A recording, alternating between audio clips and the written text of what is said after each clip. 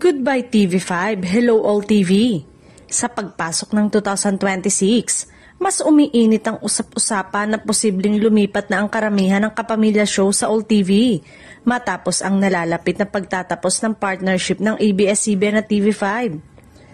Matapos maglabasan ng mga balitang matatapos na ang content supply agreement ng dalawang network, maraming viewers ang nagtatanong kung eto na ba ang simula ng mas malawak na presensya ng ABS-CBN sa istasyon ng Villar Group.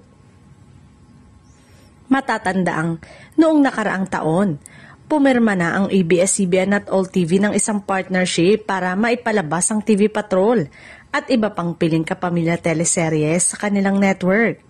Ito ang unang hakbang ng ABS-CBN sa pagbabalik sa Free TV sa mas marami pang lugar sa bansa.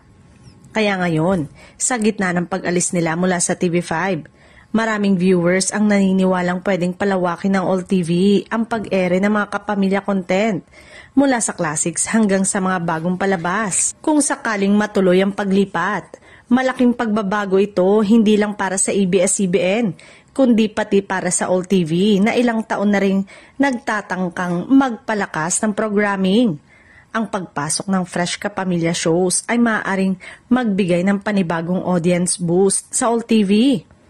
Lalo dahil kilala ang ABS-CBN sa paggawa ng malalaking teleserye at reality shows. Mas lalong nitong mapapalawak ang reach nila sa primetime at weekend programming. Gayunpaman, may ilan ding analyst na nagsasabing hindi pa rin sigurado na lahat ng bagong kapamilya shows ay mapupunta sa All TV. May posibilidad pa ring mag-diversify ang ABS-CBN at magbigay ng content sa iba pang platform tulad ng streaming, international channel at iba pang broadcast partnership. Sa ngayon, ang nakikita lamang ay malinaw na direksyon. Hinahanap ng ABS-CBN ang pinakamalawak at pinaka-epektibong paraan para maabot muli ang kanilang nationwide audience. Sa kabuuan, ang tanong na Goodbye TV5, Hello All TV, isa lang ang sigurado sa 2026. Maraming malalaking pagbabago ang aasahan sa telebisyon at ang mga kapamilya shows ay tiyak na mananatiling bahagi ng araw-araw ng milyong-milyong Pilipino saan man sila mapanood.